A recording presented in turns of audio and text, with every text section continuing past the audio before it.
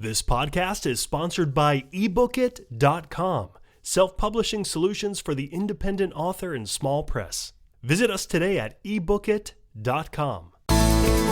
Welcome to the Toastmasters Podcast, the official podcast of Toastmasters International. Hello, everybody. This is Greg Gazin. And I'm Ryan Levesque. I'm confident that every person who's experienced Toastmasters would definitely say the encounter has paid off for them in one way or another. And for one person, this experience combined with the knowledge of trivia has turned that into cool, hard cash. Ryan, who are we speaking to today? Who is our special guest? Distinguished Toastmaster Dennis Chase is our guest today. Dennis works as a senior project manager for biotech company Genentech in South San Francisco, California. A Toastmaster for 10 years, he's a member of the company's corporate club, Genentech Toastmasters Club. In April 2021, Dennis appeared on the popular television game show Jeopardy! The September 2021 issue of the Toastmaster magazine featured Dennis's story in an article titled Jeopardy! Trivia Buff Credits Toastmasters for Game Show Win. Distinguished Toastmaster Dennis Chase, welcome to the Toastmasters Podcast. Welcome. Well, thank you. It's nice to be here. Well, Dennis, first of all, congratulations on your incredible feat, getting to the Jeopardy stage and winning money. I think that's awesome. I'm sure that many of us have had the dream of being on the game show and, of course, even more so wanting to win. And we also know that the odds of just getting on the show are absolutely incredible.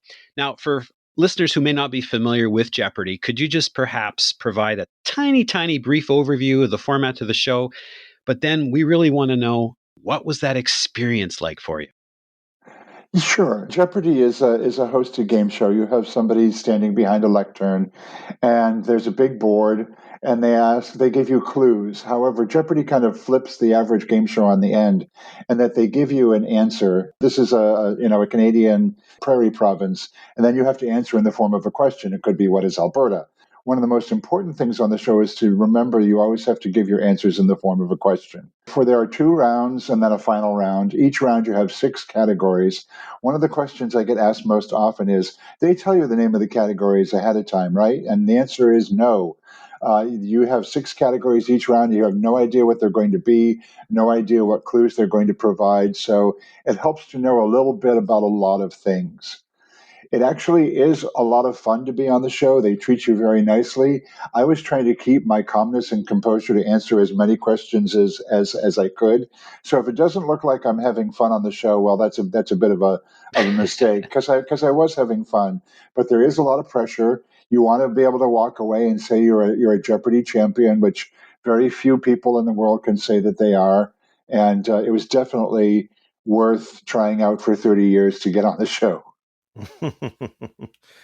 Well, you just mentioned 30 years, Dennis. That is a long time. Have you actually been actively pursuing the goal for 30 years, or have you just simply been a fan for 30 years and at some point you said, I think I'd like to try to get on the show? I've been pretty actively pursuing it. I did take off a couple of years. I had a serious illness away back. That wasn't my highest priority. But usually every time I could take the test, I would take the test. And it used to be that if you knew you were going to be in the Los Angeles area, you could just call up the office and say, hey, I'm going to be, here this week. Do you have any auditions? So you could just kind of drop in and take the test. And when you take the test, you take a written test with 50 questions.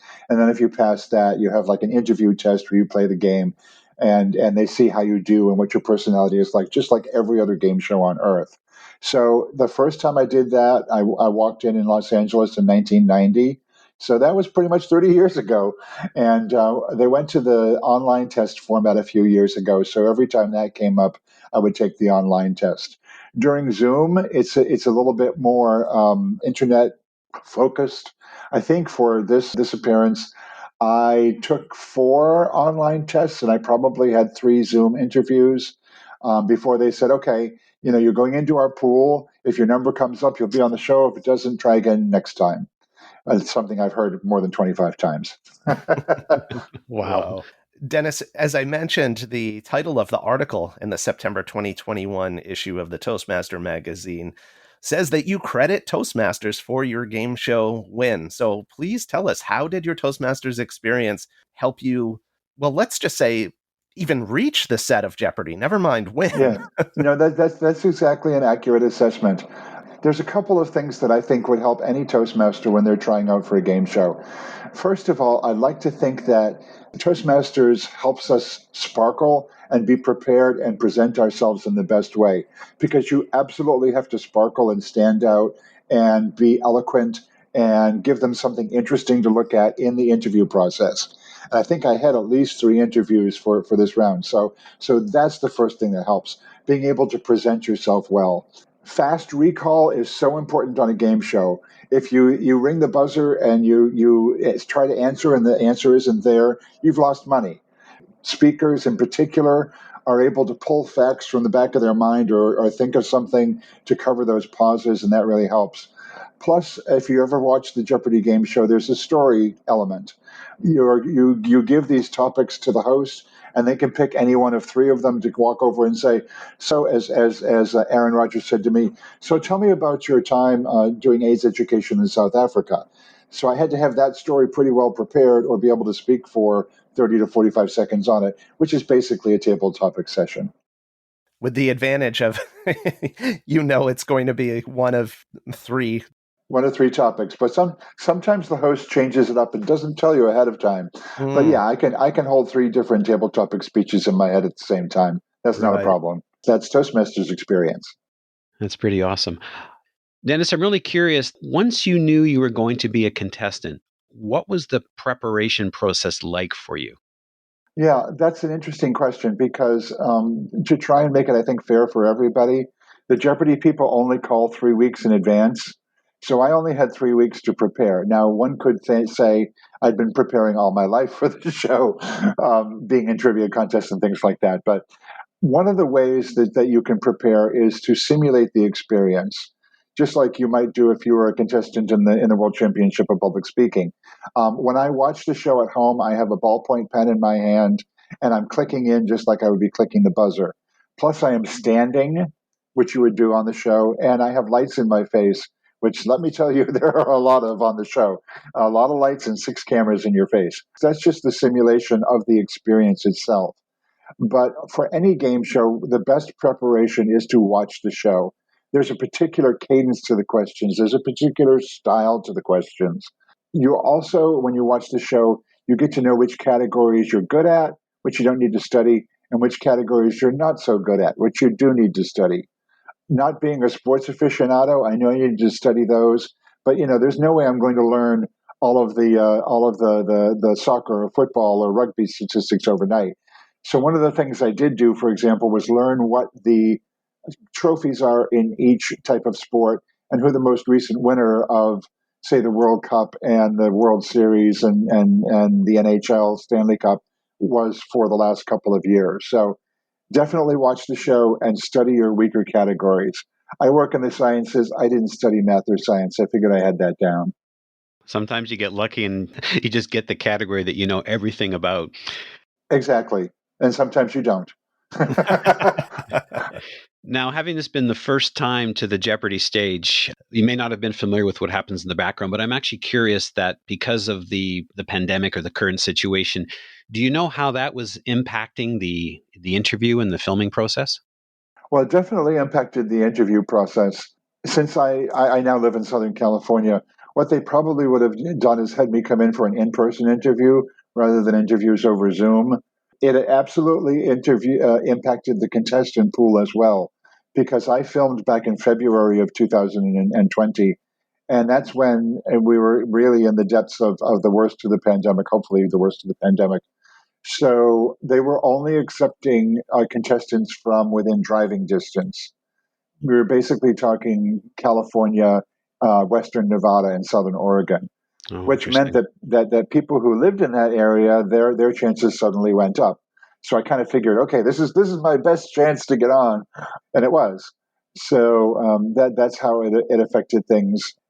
When you're on the set, you are double masked. I was double masked. You had to at least have a single mask at all times. The only exception was when you were behind the lectern during a rehearsal or during the actual filming of the show, and when you were eating. So I was there, believe it or not, for 13 hours the first day that I taped. with a mask on the whole time. And, every 30 seconds, it seemed like somebody was giving you hand sanitizer. And we kept social distance from each other, the other 10 contestants, at all times. So there were pretty strict protocols.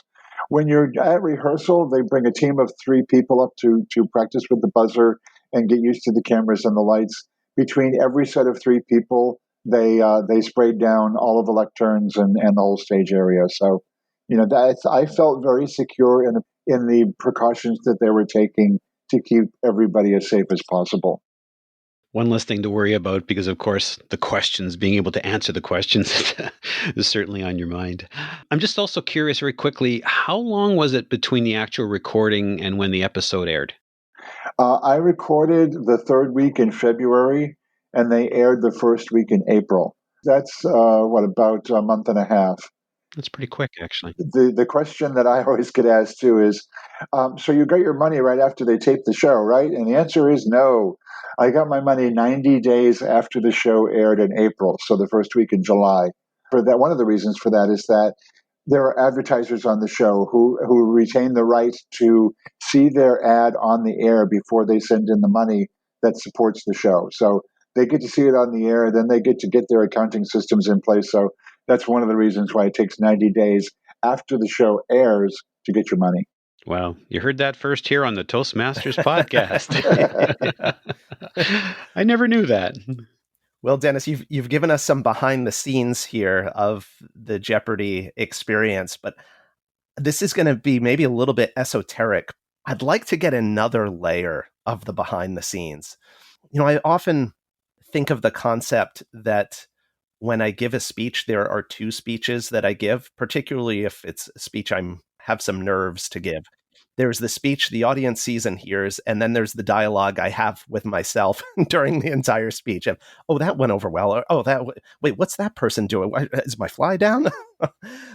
Can you give us a look at the internal state of Dennis Chase on the set during this stage? What was going through your mind? How were you experiencing nerves? And if so, how were you processing and dealing with them?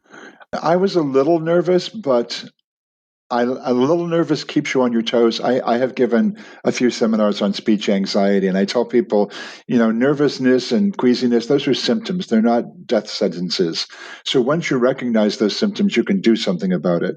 Like, for example, before an interview, I often have cold, sweaty palms. So I keep them in my pocket where they get all warm and toasty and dry, and that symptom doesn't demonstrate itself. But yeah, you are a little nervous. You're always thinking, where am I going next? If I get this one right, did I get it right? If I got it wrong, oh, bad. One of the things that helps you focus, because focus is really, really important. I wasn't even looking at the hosts. I was looking at the board, is to not pay attention to the score. The score is actually located above the cameras, so you kind of have to look to the left and up to see it. All of the champions who have put out books say, don't look at the score. You have no control over the score until it comes to a daily double anyway. For those of you who don't know the show, that's where you can bet any amount of money that you have on one question. So that helped me a lot. I didn't even look at the score. So I wasn't nervous about the score because there's not much you can do about it. You can answer questions, that's about it. But you'll see on the show, and I think I did this too, when somebody hits a daily double, one of the first things they'll do is look up and to the left. And it's like, oh, that's what the score is. Because knowing what the score is very important to knowing how much you want to wager on a daily double. The first game is the one where you're really nervous about how you're going to do. And I didn't realize how much I was ahead until it came to the second daily double, which is, I think, 99% of the way through the game. And I looked at that score and I said, oh my God, I could win this in a runaway. So I had to bet very carefully. And when they went to that commercial break, I had to do some deep breathing because I was like, this has taken 30 years to get on the show, and now I'm going to be a champion. So I was fairly emotional, but I tried not to show that. Mm-hmm. Just kind of sat there at the lectern, and I took some deep breaths. And I remember consciously saying to myself, remember this moment because it's never going to come again, and it's really, really special. There's real camaraderie between the contestants. Nobody's like, "Oh, I'm going to get you." You're going down. Everybody's really supportive, and I also started thinking, oh, I felt bad for the other contestants, Pasquale and Jennifer, because I did win by quite a margin. But that's the chance that you take when you get on. You could be one and done. You could get there and not win, but still have a great experience by meeting all these people and being on national television. Hello, so you are a little nervous. I think Toastmasters helps in this regard. Plus, I've done a lot of stage work. Having a stage presence where even if you are a little nervous, that it doesn't show, and you can keep your focus. That focus is so important. You know what? For a moment, I was there. I was there with you. I mean, I was just absorbing it. I was seeing the lights in my eyes. Excellent storytelling tactics. I'm just curious, Dennis, are there any other specific Toastmaster skills that you could make reference to that you used while you were there? I think I mentioned the deep breathing. That's not specifically a Toastmaster skill. It's kind of like an anxiety skill. But, to keep yourself from being anxious, to keep yourself in control, deep breathing really helps. I did do some visualization in practicing for the show. Like I said, at home, I would have a clicker in my hands. I would have the lights in my face. I would be standing so I could visualize what it would feel like to be on the show and maybe not get as nervous that way. I tried to appear eloquent when I told my stories and think about what I was going to say ahead of time. I'm a big believer in controlling what you can control. So I had my outfits for the show picked out more than 2 weeks in advance because you are appearing on national television. I wanted to show that I actually thought about what I wore. It's like when I tell people when I guide them on their speeches, it's okay to put your hands in a pocket during a speech as long as that's a choice and not a default. So I didn't want to have any defaults where I was doing particular ticks or doing particular things that I wasn't choosing. So to me, it was about making choices too, which is one of the things that I think Toastmasters has helped teach me. Wow. You should have the attitude of it's going to be fun because it actually was. So if you go into the experience saying it's going to be fun, I'm going to show that fun in my voice, I'm going to show that in my face, then I think you'll come across really great. And the same thing about doing a speech. If you approach a speech as, oh my God, this is horrible, I'm going to do horribly, well, it might be true. But if you approach it as this is going to be fun and I'm going to let people into a different aspect of myself and maybe teach them something, I think the chances that you'll do fun and have fun and do well go up. And same thing with appearing on a game show. Go into it that it's going to be fun. Hey, you walked in the door with nothing. You leave with at least $1,000. So there's a gain right there. Right. That's great. Excellent. Yeah, it's great that you have the Toastmaster skills rather than being on the set of Jeopardy and doing your icebreaker. Dennis, let's shift gears just a little bit. On the show, you shared with the guest host, Aaron Rodgers, he's an American football player, and of course the audience, about some celebrities that you're related to through a common ancestor. Could you please share with us a little bit about that? Yeah, my mother and my uncle, who unfortunately both have passed, did some research through my mother's line, and found out that we are related to Governor William Bradford, who came over on the Mayflower with the Pilgrims. And that was all well and good. We were fine with just being related to Governor Bradford. But I think it was just this year, I said, there must be some other people who are related to Governor Bradford. Turns out there are thousands of them. And I went online and I found out that Clint Eastwood and Hugh Hefner and Christopher Reeve and I believe Noah Webster all are descended from Governor Bradford. So they're at least 11th cousins. They could be closer than that. And it's funny, my brother actually met Clint Eastwood. He used to work down by Carmel. As I said on the show, he could have shaken hands and said, "Hey, cuz, how you doing?" That could have been one heck of a family reunion. Yeah. And there are actually groups on social media for descendants of people who came over on the Mayflower. Does it mean a heck of a lot? Maybe not, but it was kind of an interesting thing.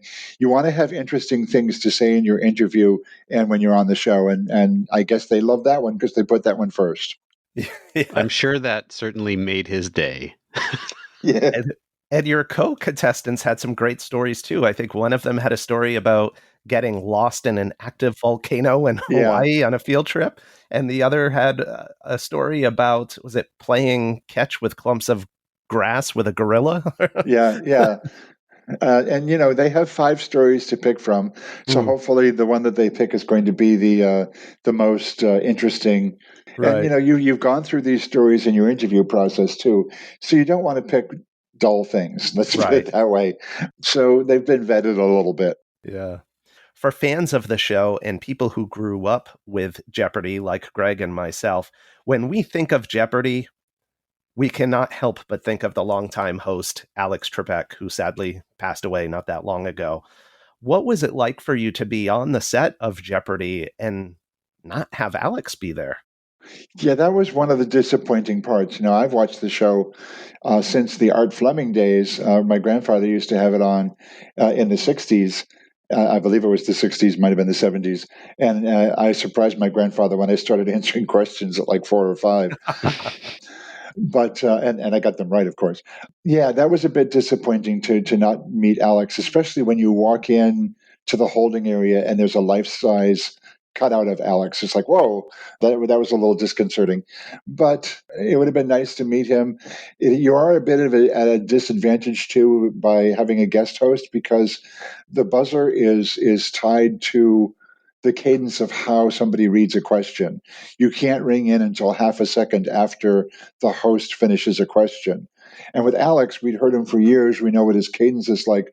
We know when he finishes a question.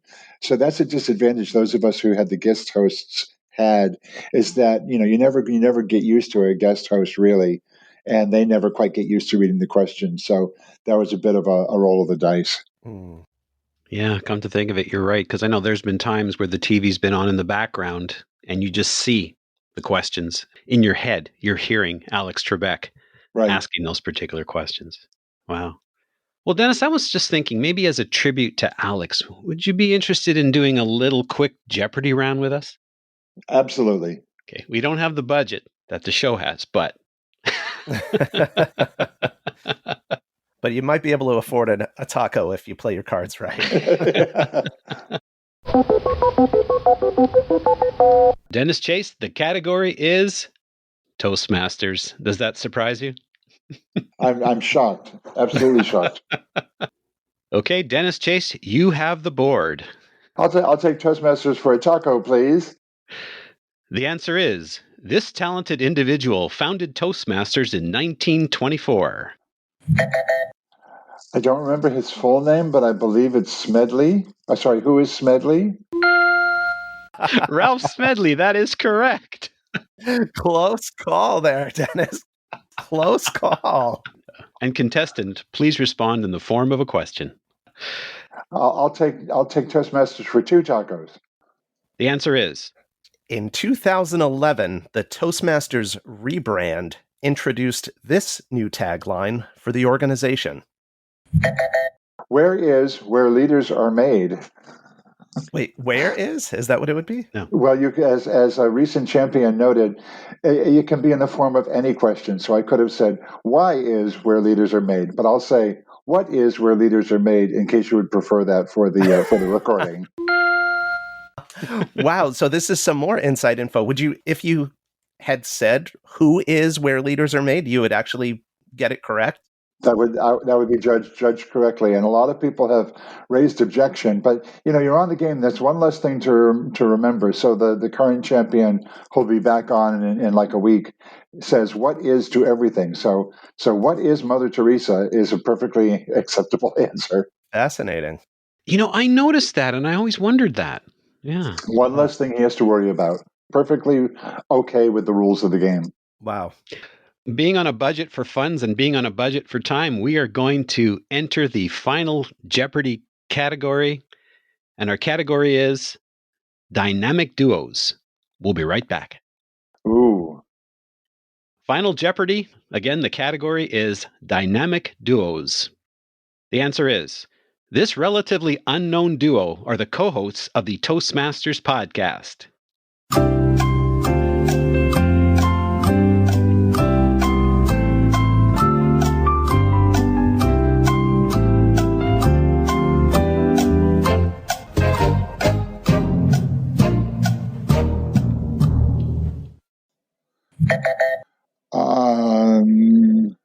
Dennis, This is a tough one. I'm going to take a wild stab at Ryan and Greg.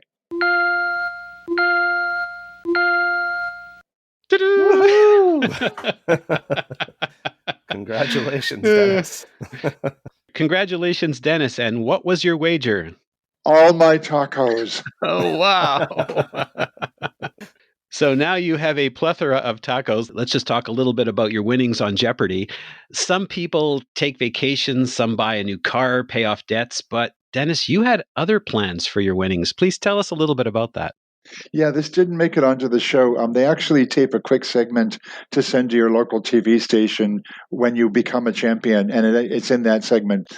Yeah, I knew going into the show that one of my older brothers was planning to move into my sister's. He's a Persian Gulf war vet of both Persian Gulf conflicts, and has been having some trouble with quality of life issues and injuries that he had in the war. So I pledged that I would use some of my money to help with that transition of him joining their household. And I call it karma, call it a higher power, or whatever. The day that they closed on that new house that they were all moving into was my first day of taping. And I'm glad that I was able to use some of my proceeds that I hadn't gotten yet, because those 90 days weren't up yet, to help them. So we do have the Alex Trebek Memorial bulkhead door. In New England, a bulkhead is a door that goes right from the outside down into your cellar, and probably the Aaron Rodgers Memorial circuit breaker box, even though Aaron Rodgers is still alive. Yeah, it was nice to be able to use some of the money in that way. Well, that was so good of you and very, very meaningful and timely. Yeah, for sure. Dennis, thanks so much for coming on the show and sharing your experience with us, and congratulations again. I'd like to invite you, if you would be open to hearing from listeners. Let's say they're interested in, I don't know, some trivia about the Ming Dynasty or or dinosaurs or the 32nd president of the United States. What would be the best way for them to get in touch with you? For those trivia things, I'd say go on Wikipedia. But Good answer. I think one of the best ways to get in touch with me, I am on Facebook. You will see that my Facebook picture has a certain game show set behind it, which you'll recognize from the blues and the purples. If someone wants to reach out to me, I am on Gmail. My email address is DChaseSFO, that's Sam Frank Oscar, like the airport in Northern California, at gmail.com. And one of the things I mentioned was having done AIDS education in South Africa. If you would like to get more information about that, the NAMES project is the AIDS quilt. That's the agency that I went to South Africa with. But I wish all your Toastmasters good speeches and good luck. And hopefully they'll get a chance at some point to be on a game show and have fun like I did. Fantastic. Thank you, Dennis. And let me also mention, for our listeners who are Jeopardy fans, you might also want to check out Toastmasters podcast number 14 with Deb Gren, another Toastmaster who made it to the set of Jeopardy. And folks, if you really enjoyed this episode, please make sure that you tell your friends. Not sure where you picked up the Toastmasters podcast, but you can pick it up on the Toastmasters International website, toastmasterspodcast.com, as well as all of your favorite services like Apple Podcast, Google Podcast. Just certainly look for us everywhere, and please, please, please share the love with everyone. And I've got dibs on the tacos once the borders open. Thanks again, Dennis. It's been a lot of fun. Yeah, thanks.